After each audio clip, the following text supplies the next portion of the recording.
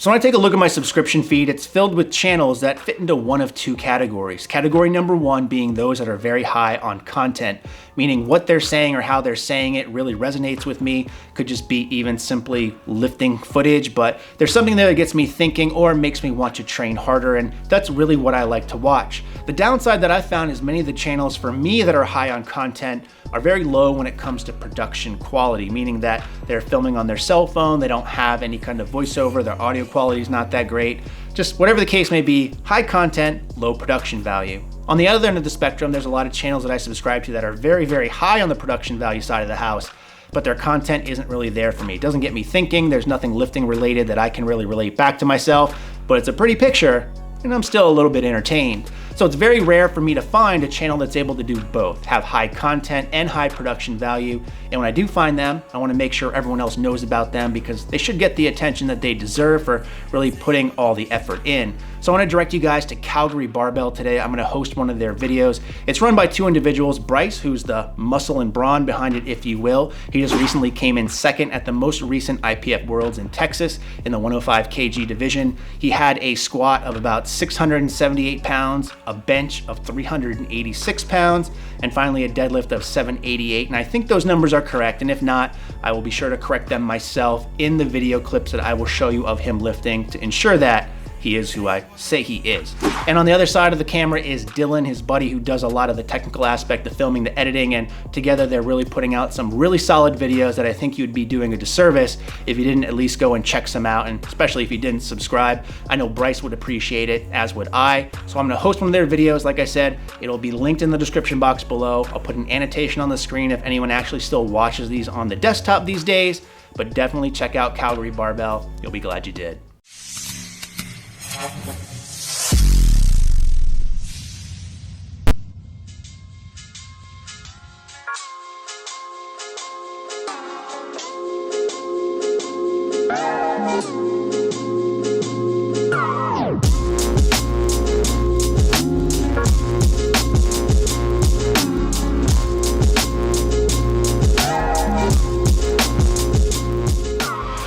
What's going on YouTube? We're back here at Calgary Barbell. It's Wednesday today and I just finished lifting some things up and putting them back down. Monday, did some squats for the first time in a long time and that was awesome.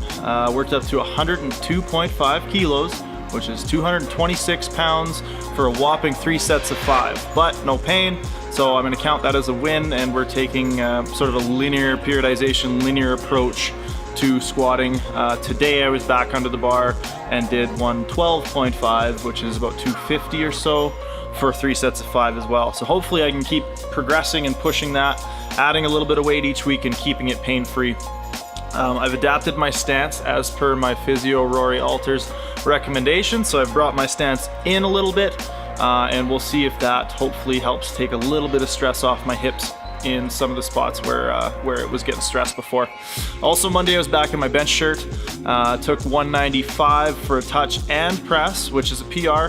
Also took 190 for a touch and press. Both the 190 and 195 were pretty piss poor. The groove was really bad. I couldn't seem to keep my shoulders in place with my press. I'd get a really nice touch and then I'd go to press and my shoulders would just wing out and I'd just load the shit out of my rotator cuffs and that would be that.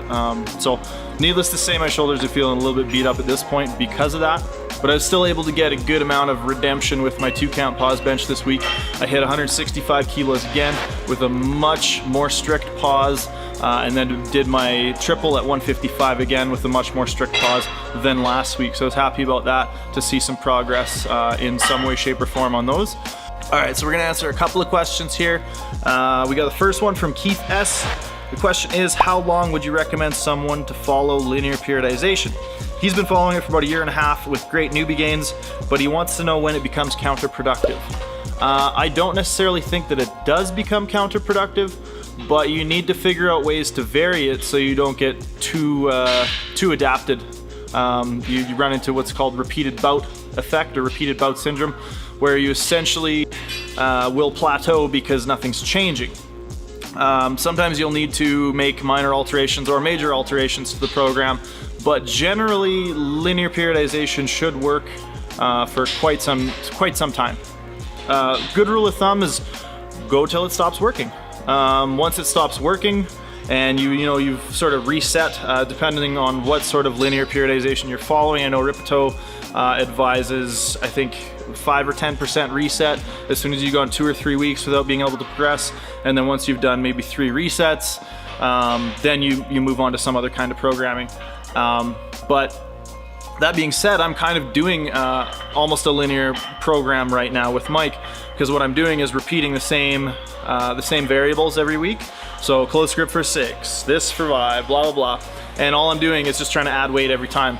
Once we get to a point where that doesn't work, we do a little deload kind of thing, and then we build a new block to repeat and sort of advance in a very linear fashion through. So essentially, use it till it stops working. Once it stops working, change some things up and see if you can progress a little bit further. Another question here, and this one was asked once before by James, and here it's asked by Kent Nilsson. From a personal trainer coach standpoint, what are some resources, books, websites, seminars that have been most beneficial to you in learning how to train clients, program workouts, etc.? So I have a couple of textbooks that I used in school. The first one being Science and Practice of Strength Training by Zatsiorsky, The Essentials of Strength Training and Conditioning, and that one was published by the NSCA, or the National Strength and Conditioning Association of America. Starting Strength by Mark Ripito is a good resource. It's a little bit on the dogmatic side for my tastes, but there's some really, really good information in there.